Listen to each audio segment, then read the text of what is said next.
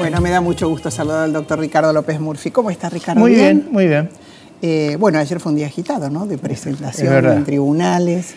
Bueno, estaba citado como testigo del juicio que hay por la denuncia sobre acciones incorrectas en el Senado de la Nación. Y bueno, me tocó hacer mi testimonio sobre cómo se tomaban las decisiones en el gabinete, qué impacto había tenido la reforma laboral en la discusión del gabinete. En realidad, lo que yo declaré, y lo hice bajo juramento, lo creo profundamente, que es una reforma menor, era una modificación menor en la dirección que yo creo correcta, pero era una cuestión menor que en realidad venía a complementar reformas que había hecho Armando Caro Figueroa cuando había sido ministro de Trabajo. ¿Qué era recordemos un poquito, qué era puntualmente lo que el punto básico eran básicamente dos o tres puntos, pero yo diría uno: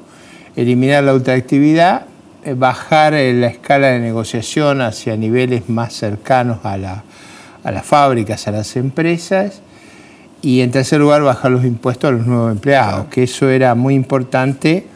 Yo le explicaba al tribunal, muy parecido a la discusión que hay hoy en Europa, o sea, cómo hacer para volver más adaptable el régimen laboral a una situación donde el tipo de cambio no se podía alterar. Y bueno, después también expliqué un poco las dificultades que tenía el presupuesto de defensa. Eso vale la pena que se lo cuente, porque yo digo, mire, el presupuesto de defensa bajó del año 81-82 al año 2000, cuando yo era ministro, aproximadamente un 80%. Es una baja muy importante, dramática.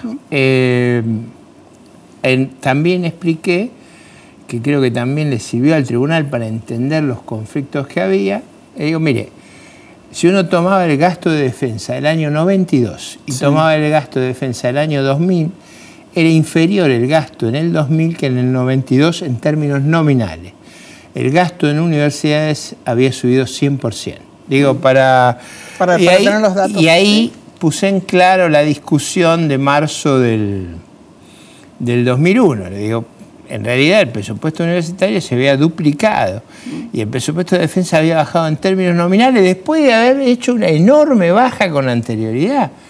Y creo que eso fue útil al tribunal para entender la difícil situación que se vivía. Yo les comenté, para explicar también el contexto y la situación de gran tensión que se vivía, que Argentina vivió una tormenta perfecta producto de la crisis asiática, de la crisis rusa, de la crisis brasileña, y que si se hubiera comprendido eso, y probablemente hay que hacer una autocrítica de la dificultad que tuvimos para explicarle a la sociedad, hubiera sido más sencillo. Ahora, viendo la experiencia europea de ahora, donde las dificultades son menores en términos coyunturales de las que teníamos nosotros, yo veo que hay una enorme dificultad, salvo un país, para explicar estos problemas.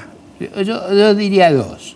Los dos países que han sido más exitosos en explicar y evitar conflictos han sido Italia. Por eso Monti, usted sabe que no es un político de carrera, es un tecnócrata, y hoy todo el mundo quiere que sea reelecto primer ministro. Porque la gente compara a Monti con Berlusconi, es una diferencia. Y el otro país, Irlanda, que han sido capaces de hacer una corrección muy grande con gran cohesión social. Ahora, eso es aptitud de liderazgo, aptitud de la sociedad para escuchar, y quizás, déjeme hacer este énfasis, yo creo que una de las experiencias malas de ese gobierno fue que la coalición de gobierno, la alianza, no era consciente que había dejado de ser oposición. Con esto quiero decir, no al presidente, pero digo, una parte le gustaba estar en la crítica, no le gustaba afrontar la gravedad de la situación que nos había tocado, pero cuando a usted le toca el gobierno, usted se hace cargo. A propósito de lo que decía Italia, y viniendo un poquito, digamos, más para acá, ¿no? Yo hoy también escuchaba a algunos analistas hacer un análisis, inclusive alguno de ellos que hacía poco había estado en Italia, decía, bueno, no se percibe en los grandes centros urbanos esta crisis que es tan fuerte y que afecta tanto a Europa, sí un poco más en el interior de Italia. Y yo pensaba, Italia es un país, y corríjame, usted es el economista, que tiene un porcentaje alto de su economía en negro, por esto de la economía familiar y demás. Y tampoco se ve un Estado que ahogue en circunstancias como esta, subiendo la categorización de los impuestos o exigiéndole a aquel hasta que trabaja en negro, bueno, voy a entrar a hacer una investigación en su empresa.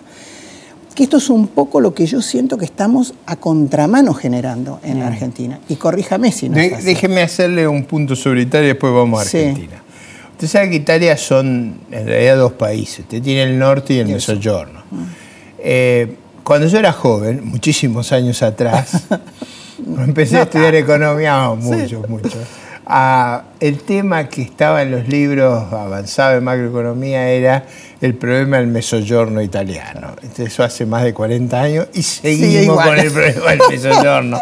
O sea, el sur de Italia como el sur de España son un problema, digamos, nadie lo tiene que tomar a mal, o sea, tienen distinto grado de desarrollo, costumbres, figuras culturales distintas, o sea, usted en el norte de Italia lo ve muy parecido a Suiza, Alemania, Austria, y va al sur y es un país con características muy disímiles. Sí. Y en general lo que ha costado es cohesionar, porque lo que es válido para el norte a veces no es válido para el sur. Yo lo que diría es que en Italia hay conciencia del problema y se lo está enfrentando. Si usted me dice si la agenda es difícil, si es exigente, si es demandante, yo creo que sí. Yo creo que necesitan un gran gobierno. Probablemente Monti sea una figura ejemplar. Yo diría no solo para Italia, como me decía un europeo el otro día, dice, es la primera vez que le envidio el gobierno a los italianos. Es decir, ¿para qué un ciudadano de uno de los países del norte? Pues nos habíamos habituado, que cambiaban los primeros ministros, los presidentes, y Italia siempre seguía igual. Claro, ahora le envidian el gobierno y yo creo que eso se ve a Monti. Yendo aquí, es verdad que la Argentina, primero, tiene una situación que no tiene nada que ver con Europa. Nosotros, al revés de Europa, estamos en un contexto inmensamente favorable por el precio de las materias primas, por el precio de los recursos naturales, por cómo le va a nuestros vecinos, porque las tasas de interés son extremadamente bajas. Yo le comentaba a los jueces en el día de ayer el problema de que en esa época las tasas de interés eran 30 veces las tasas de dólar. 30 veces, Carolina. ¿Qué diferencia? No había tomado cuenta de eso. 30 veces. Que eran distintas, pero 30 veces claro. Eran. Entonces, cuando usted se pone a mirar eso, usted dice, bueno, era otro. Yo miraba las caras de los jueces en el buen sentido, porque claro, el relato es impactante cuando usted compara lo que había en esas circunstancias y lo que hay hoy. Yo diría que a mí en Argentina el problema que tenemos es un problema de naturaleza doméstica. O sea, los problemas que tenemos son domésticos que se deben a la inflación, que es un mecanismo que el gobierno ha usado para hacerse de recursos, ha emitido como nunca se ha emitido y por supuesto eso genera consecuencias y la estamos pagando, al control de cambios que ha producido un enorme freno a las inversiones y a medidas extemporáneas. Por ejemplo, el episodio reciente del bono del Chaco que se debía pagar en dólares y se lo obligaron a pagar en pesos. Está el gobernador de Chaco descalificando al Banco Central. Bueno, ahí hay todo una...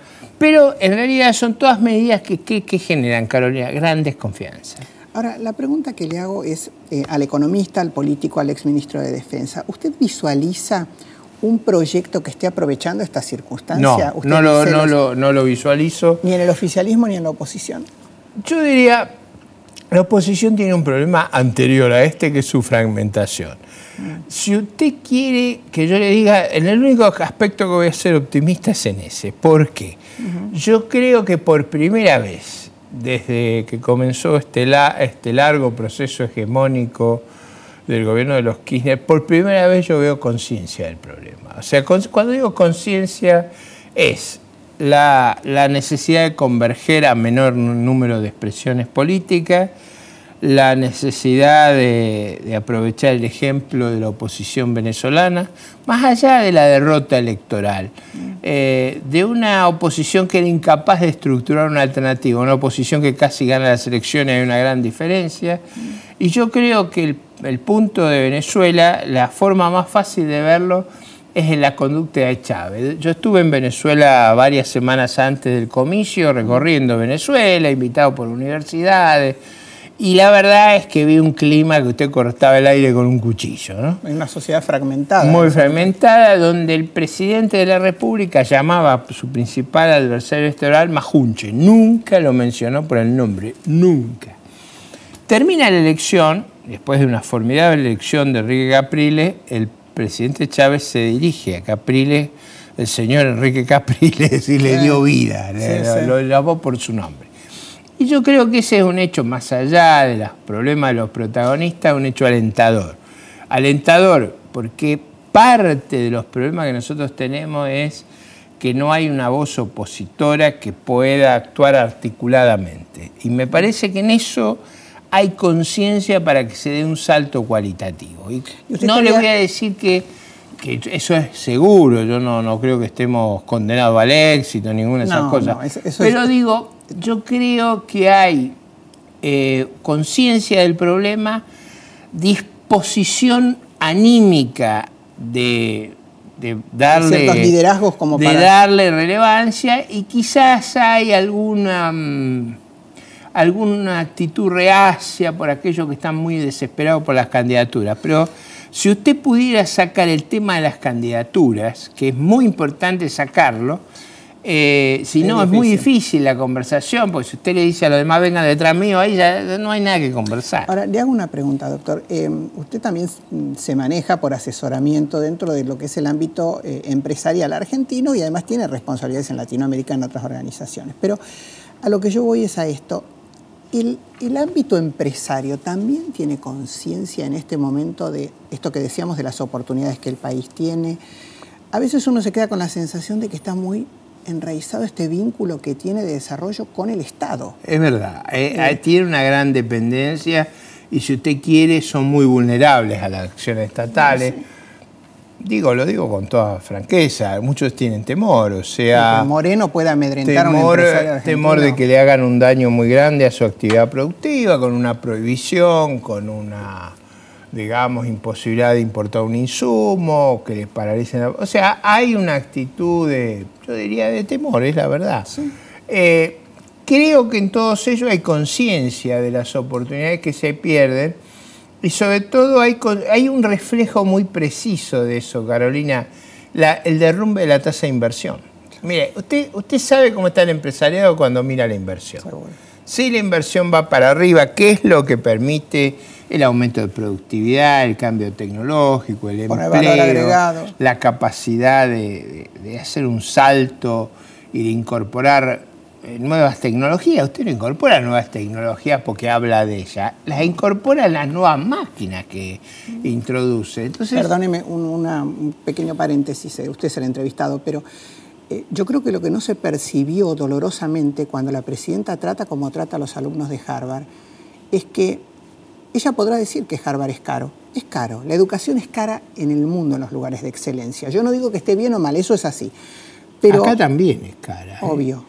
Nos cuesta muy caro a los ciudadanos sostener las universidades públicas. Eso no es gratis, eso lo paga alguien. Que no lo pague el que lo recibe, otra historia. Pero deberíamos tener una mirada sobre aquellos estudiantes que van a capacitarse y tratar de que aquello que aprenden lo traigan nuevamente al país. Los egresados del ITBA, muchos jóvenes que no tienen la posibilidad económica de hacerlos por sí mismos.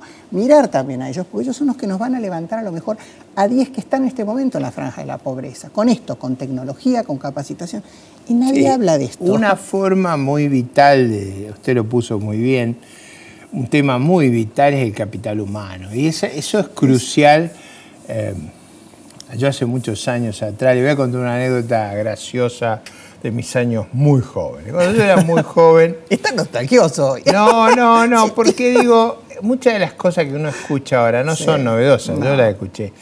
Yo era muy, muy joven y tenía ideas, que uno diría muy de izquierda. Es decir, yo pensaba que había soluciones muy fáciles y muy rápidas. Me quedan 2 minutos, yo quisiera que me diera un año, pero bueno, no. Sí.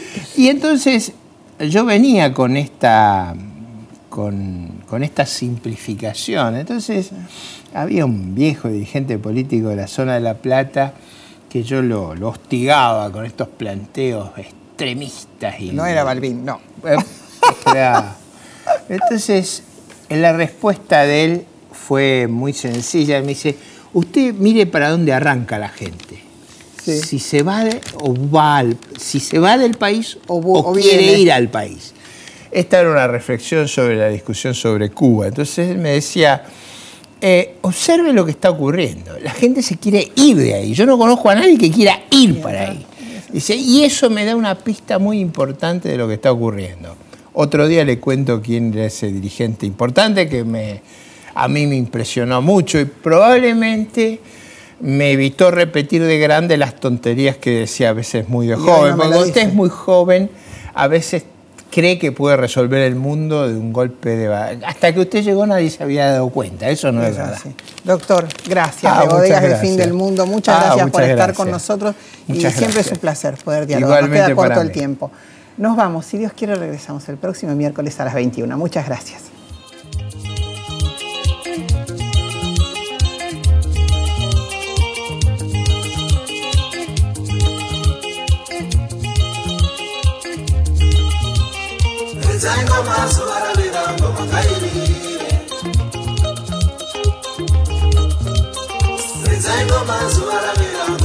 Ama isimukai, baba